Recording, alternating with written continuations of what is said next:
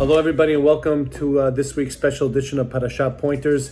It's about Purim as well as Parashat Tzav, two unbelievable things that are coming together. We are holding right now in the middle of Tanit Esther. So everybody should have a beautiful fast and a beautiful Purim, Bezat Hashem. We learn in Parashat Tzav about the Korban Todah. What is the Korban Todah? It's also known as the Thanksgiving offering. A person who went through one of the following four scenarios would bring a Korban Todah, Thanksgiving offering. Let's just go through it quickly. And it's hinted to by the Pasuk, V'kola Hayim Yodu Chasela.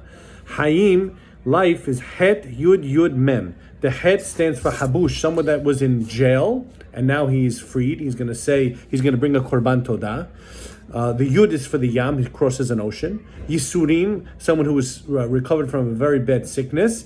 And finally, the Mem is Midbar, someone that goes past a very big desert. He would, on a big trip, he would bring the Korban Todah, this Thanksgiving offering. Today, we do Birkat HaGomel in lieu of the Korban Todah, but it's an unbelievable Korban that was brought. It's actually amazing because it's brought down in the Midrash. In Vayikra Rabbah, it says over there that the one korban that will never be batel, that will never be discontinued, is the Korban Todah. It will never be discontinued. Even after the Bet HaMikdash comes, the third Bet HaMikdash, even after the end of times, the one korban that will always be brought is Korban Todah. Other korbanot, I guess they're going to change, and there's going to be all different things happening. And you could look up this Midrash. It's in actually Parashat Tet Ot Zayin. It's a pretty amazing midrash. The Rambam, when he talks about Purim and about the different holidays that we have, he says a lot of the holidays will no longer be kept after the Mashiach comes because it's not going to be relatable. I know the Gemara speaks about Pesach, for example. The future redemption is going to be so much greater than the redemption that happened from Mitzrayim that it's going to be dwarfed by it. It's not going to be necessary to keep Pesach anymore. But Purim will always be there. And it's really amazing to see that something that's such a fantastic idea over here, that what is the connection between the Korban Todah and Purim? Why is it that, what's the commonality here? That these two will never be batel, they'll never be discontinued. What do they have in common? So I think the truth of the matter is, it's the idea of expressing thanks and appreciation for the continued protection that Hashem gives us. If we look at current events, what's happening in Ukraine, just like that, a whole Jewish community is totally under fire and has to just leave their lives. It's unbelievable.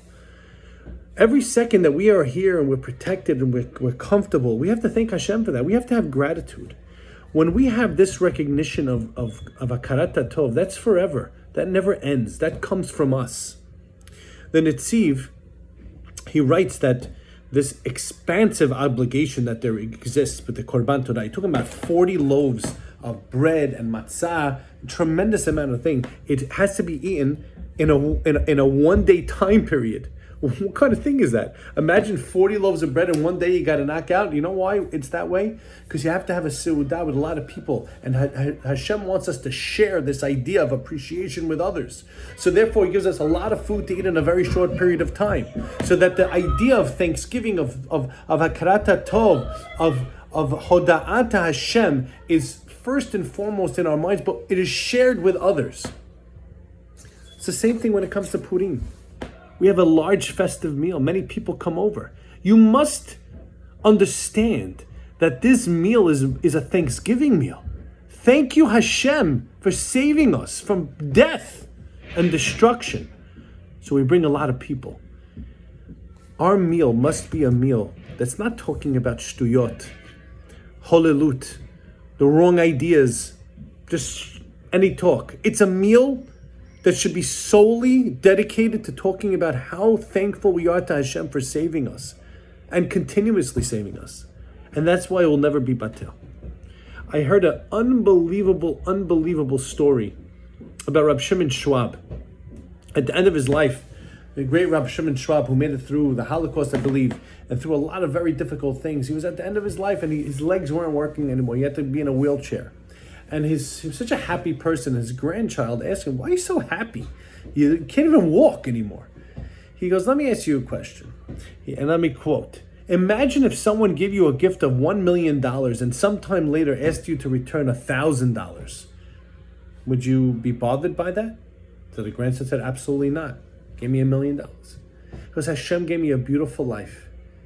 50 years of being a rabbi, a community, health, the ability to do so many amazing things. Now he asks for my legs. I'm not going to give it back to him happily.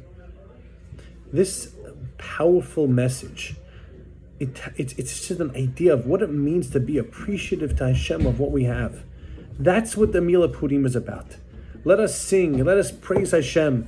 Let our children see parents who talk about Hashem and thank Hashem for all that they have in this Purim. Have a Purim Sameach and a Shabbat Shalom.